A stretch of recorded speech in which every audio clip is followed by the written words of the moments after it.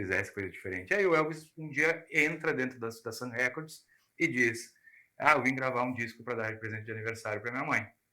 E aí ele grava My Happiness e leva o disco para casa e entrega de presente para a mãe. Só que a Marion, que era a atendente, a secretária do Sam Phillips, ela vê algo diferente no Elvis. E aí ele diz para o Sam Phillips assim: ele começa com que música, em que momento ele se destaca para se lançar na... Que ele vem da música gospel, né? Ele tocava na igreja e em que momento que ele... Não, agora eu vou tocar para o mundo. Tu vê como é aquela coisa que a gente falou das portas se abrindo, né? O Elvis foi ganhar um presente de aniversário da mãe dele lá em Tupelo, né, onde ele nasceu, e ele queria uma espingarda. E a mãe dele não queria dar a espingarda para ele. Uma arma. E o Mr. Bobo, que era o atendente da loja, disse: quem sabe tu leva uma guitarra, que é como eles chamam o violão lá, né? Guitar. Quem sabe tu leva uma guitarra. Ele levou o violão para casa e aquilo lá mudou a história da música. Porque aí o Elvis ia para tudo que era lado com o seu violão. E ele cresceu ouvindo aquele blues, né, do Mississippi, porque daquela coisa toda, ele cresceu ouvindo os negros cantando aquela coisa, aquela música negra, aquela alma negra, que é fantástica. Aquela voz deles, né, muito diferente. Tu ouvia aquele blues antigo lá, aquela coisa que tu fecha o olho assim, bom, me arrepio aqui, né? Não dá para chegar, mas me arrepio porque aquelas músicas eram maravilhosas. Imagina o Elvis pequeno ouvindo aquelas músicas maravilhosas e as músicas gospel, né? E aí o Elvis vai para Memphis, e em Memphis chega um ponto que o pai dele diz assim: cara, tu tem que trabalhar, né, mano? Tu já tá com 17 para 18 anos, precisa trabalhar, precisa ajudar no sustento da casa. E eles eram pobres. Bem humildes, né? Eles eram pobres. E aí o Elvis começa a trabalhar numa empresa de eletricidade e vira caminhoneiro nessa empresa de eletricidade. Então ele dirigia um caminhão. Reza a lenda que ele passava sempre na frente da Sun Records, que era a Memphis Record Service, né?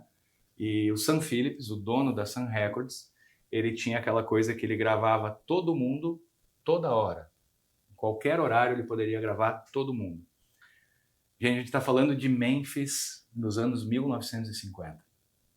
Segregação racial gigante, gigante. É a cidade onde foi assassinado Martin Luther King.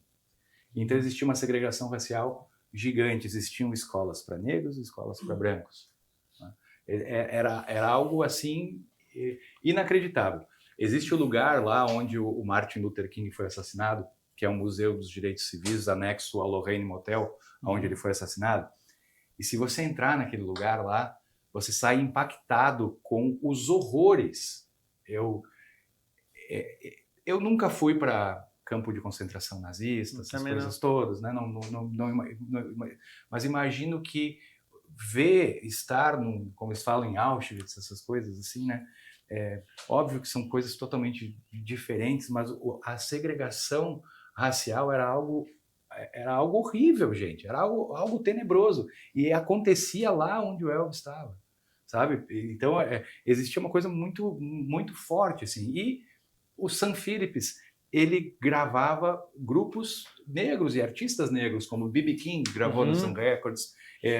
Existia um grupo que o Elvis adorava ouvir, que eram os Prisioneiros, The Prisoners, que eles eram detentos mesmo, então vinha o pessoal da cadeia levar eles lá, algemados e tal, eles gravavam, voltavam, muito louco. E reza a lenda que o Elvis muitas vezes parou lá e não se sabe se propositalmente, porque ele achava que ele tinha algum talento ou não, né? Mas o Sam Phillips dizia que quando ele encontrasse um branco com a alma de um negro e conseguisse juntar isso, ele ia fazer algo diferente na música. Porque os negros não tinham muita oportunidade, né? Muitas pessoas falam, porque o Elvis roubou a música dos negros, enfim. E os próprios artistas negros, como por exemplo o Little Richards, não, ele abriu as portas para nós. Ele fez com que a gente fizesse coisa diferente. Aí o Elvis um dia entra dentro da Sun Records e diz: eu vim gravar um disco para dar de presente de aniversário para minha mãe. E aí ele grava My Happiness e leva o disco para casa e entrega de presente para a mãe. Só que a Marion, que era a atendente, a secretária do Sam Phillips, ela vê algo diferente no Elvis. E aí ele diz para o Sam Phillips assim: tem um garoto que veio aqui, Elvis Presley, que ele é diferente, eu acho que é aquela pessoa que você está procurando. E o Sam Phillips demora alguns meses até chamar o Elvis. E ele chama o Elvis.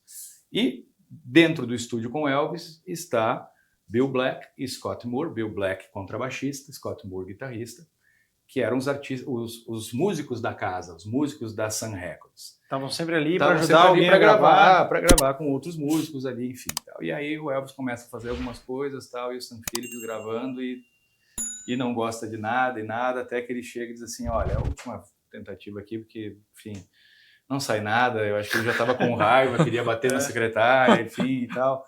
E aí o Elvis, decepcionado, ele pega e começa a tocar That's Alright Mama, oh, That's Alright Mama, que era uma música que ele ouvia antigamente, o pessoal cantando lá quando ele morava em Tupelo, né? E aí o Sam Phillips sai, não, vamos lá, é essa música, vamos gravar, vamos gravar, que é essa aqui e tal. E aí eles gravam essa música e ele já grava um disco e leva esse disco para uma rádio, para um DJ local. E esse DJ local começa a tocar e as pessoas começam a ligar, dizendo para tocar de novo, toca de novo, e dezenas de vezes toca de novo. E ele não podia, o DJ, falar porque o Elvis estava cantando ali e as pessoas imaginavam, é mais um artista negro que está cantando. E ele dizia, Elvis Presley, aluno da Humes High School, que era uma escola para brancos, era a forma como ele tinha para dizer que era... Sutilmente. Exatamente, sutilmente. Mas imagine, gente, é algo que só indo para lá e vendo mesmo o Museu dos Direitos Civis para ver as barbaridades, as atrocidades, e a gente fica pensando, cara, como o ser humano é algo inacreditável que o ser humano é capaz de fazer, a maldade do ser humano, cara. Inacreditável mesmo, sabe? Coisa de arrepiar. E aí o Elvis começa a excursionar, né? Começa a fazer fama, começa a viajar com o Scott Moore e com o Bill Black, e aí vem aquela situação de encontrar o Coronel Tom Parker, e é a minha opinião como músico, e aí foi o que juntou, assim, sabe? Talvez Elvis não teria sido Elvis se não tivesse o Coronel Tom Parker. Talvez tivesse uma outra pessoa que transformasse ele. Mas eu acho que o Coronel é uma pessoa muito importante em transformar o Elvis nisso tudo que é hoje. O cara que ele ficou, o cara que ele se tornou, né? Exato.